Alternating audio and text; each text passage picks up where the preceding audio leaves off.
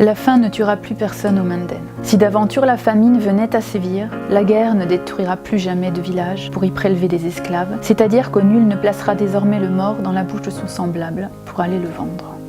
Les rumeurs de la Terre, c'est une histoire tout à fait authentique qui parle de ce personnage historique, un petit peu méconnu en Occident.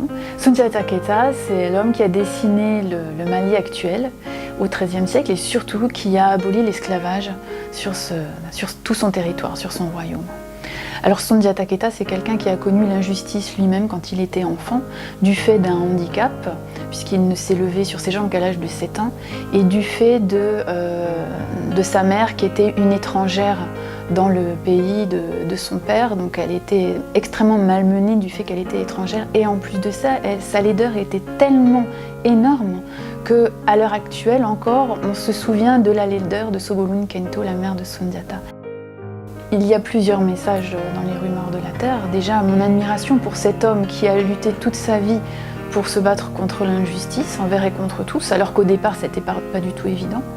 Et il y a aussi le fait que Sundiata Keita était totalement connecté aux rumeurs de la Terre, d'où le titre, puisqu'il était chasseur et qu'il devait faire attention à la santé des arbres, à la santé des animaux.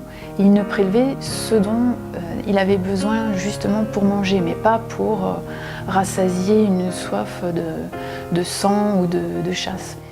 Les rumeurs de la Terre, c'est un retour à la naissance du Mali, et ça me paraît vraiment important qu'en Occident, on sache toute cette gloire du Mali, parce qu'on a souvent tendance à regarder le Mali actuel avec toutes ses blessures, alors que le passé a eu un moment d'apogée dans l'humanisme.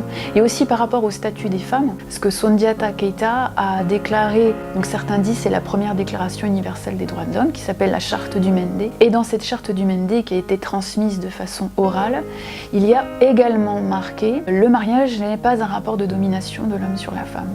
Donc ça, au Mali, au Moyen-Âge, et je trouve que c'est intéressant de le rappeler. La faim ne tuera plus personne au Menden. Si d'aventure la famine venait à sévir, la guerre ne détruira plus jamais de village pour y prélever des esclaves, c'est-à-dire qu'au nul ne placera désormais le mort dans la bouche de son semblable pour aller le vendre.